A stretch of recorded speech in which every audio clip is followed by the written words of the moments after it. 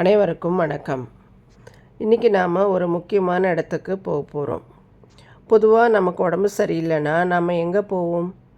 டாக்டர்கிட்ட போவோம், இல்லையா ஹாஸ்பிட்டல் போவோம். ஆனால் 2000 வருஷத்துக்கு முன்னாடியே ஒரு தெய்வீகமான மருத்துவமனை நம்ம சென்னையில் இருந்திருக்குன்னு சொன்னால் உங்களால் நம்ப முடியுதா? ஆமாங்க, நம்புங்க, இதுதான் உண்மை. இன்றைக்கி நாம் பார்க்க போகிறது திருவான்மியூர் அருள்மிகு மருந்தீஸ்வரர் கோவில். இங்கே போனால் மருந்தே இல்லாமல் நோய் குணமாகும்னு சொல்கிறாங்களே, அது நிஜமா? வாங்க வீடியோக்குள்ளே போய் பார்க்கலாம். முதல்ல ஒரு விஷயத்தை யோசித்து பாருங்கள். சிவபெருமானுக்கு ஏன் மருந்தீஸ்வரர்னு பேர் வந்துச்சு? இதுக்கு பின்னாடி இருக்கக்கூடிய சுவாரஸ்யமான ஒரு கதை இருக்குது. நம்ம எல்லாருக்குமே தெரிஞ்ச அகத்திய முனிவர் இருக்கார் இல்லையா? அவருக்கு ஒரு முறை தீராத வயிற்று வலி வந்துச்சு. அவர் எவ்வளவோ முயற்சி பண்ணியும் குணமாகலை. அப்போது சிவபெருமான் இங்கே தோன்றி அகத்தியருக்கு சில மூலிகை ரகசியங்களை சொல்லி கொடுத்து அந்த நோயை குணப்படுத்தினாராம். அகத்தியருக்கே வைத்தியம் சொல்லி கொடுத்ததுனால தான் இவருக்கு மருந்தீஸ்வரர்னு பேர். என்ன நண்பர்களே, ஒரு கடவுளே டாக்டராக மாதிரி வைத்தியம் பார்த்த இடம்னா அது எவ்வளோ விசேஷமாக இருக்கும் இல்லையா?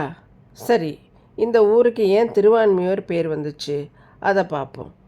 ராமாயணம் எழுதினார் இல்லையா வான்மீகி முனிவர், அவர் ஒரு காலத்தில் வேடனாக இருந்தவர்னு நம்ம எல்லாருக்கும் தெரியும். அவர் தன்னோட பாவங்கள் நீங்கணும்னு இங்கே வந்து தவம் பண்ணியிருக்கார். சிவபெருமான் அவருக்கு ஒரு வன்னி மரத்தடியில் நடன காட்சி கொடுத்துருக்கார். வான்மீகி முனிவர் தவம் பண்ண ஊருங்கிறதுனால தான் இந்த ஊர் திருவான்மியூர் அப்படின்னு வந்துச்சு. திரு வான்மீகி ஊர். இது அப்படியே மருவி திருவான்மியூர்னு இப்போ சொல்கிறோம். இப்போ கூட அந்த கோயிலுக்கு பக்கத்தில் வான்மீகி முனிவருக்கு தனியாக ஒரு சன்னதி இருக்குது. நீங்கள் பார்த்துருக்கீங்களா? சரி, அடுத்ததாக குறுக்கு வழி புண்ணியம். இது என்ன புண்ணியம் குறுக்கு வழி அப்படின்னு கேட்டிங்கன்னா, இந்த கோவிலோட இன்னொரு ஸ்பெஷல், இங்கே வரிசையாக 108 சிவலிங்கங்கள் இருக்குது. நம்மளால் காசி ராமேஸ்வரம்னு 108 இடங்களுக்கு உடனே போக முடியுமா? கண்டிப்பாக முடியாது இல்லையா?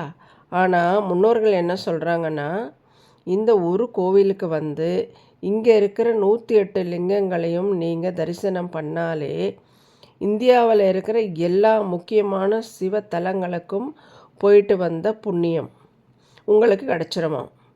இது ஒரு ஷார்ட்கட்னு சொல்லலாம். இது ஒரு ஷார்ட்கட் புண்ணியம்னு கூட சொல்லலாம். இங்கே வர பக்தர்களுக்கு கொடுக்குற முக்கியமான பிரசாதம் பார்த்திங்கன்னா பால். சிவபெருமானுக்கு அபிஷேகம் செஞ்ச அந்த பால் பல நோய்களை குணப்படுத்தும்னு இன்றைக்கும் மக்கள் நம்புகிறாங்க. இன்னொரு ரகசியம் கவனிச்சிங்கன்னா, மற்ற கோவில்களில் லிங்கம் வட்டமான பீடத்தில் இருக்கும். ஆனால் இங்கே சதுர வடிவ பீடத்தில் லிங்கம் இருக்கும். அதுவும் நேராக இருக்காது. வான்மீகி முனிவருக்கு காட்சி கொடுக்கணுங்கிறதுக்காக ஈசன் லைட்டாக சாஞ்ச நிலையில் இருப்பார். இதை நீங்கள் நேரில் பார்க்கும்போது கவனித்து பாருங்கள், ரொம்ப ஆச்சரியமாக இருக்கும். ஸோ நண்பர்களே, நாளைக்கு ஞாயிற்றுக்கிழமை, அதுவும் பிரதோஷம். உங்களுக்கும் மன நிம்மதி வேணும்னாலும் சரி, ஆரோக்கியம் வேணும்னாலும் சரி, கண்டிப்பாக ஒரு முறை இந்த மருந்தீஸ்வரரை தரிசனம் பண்ணிட்டு வாங்க.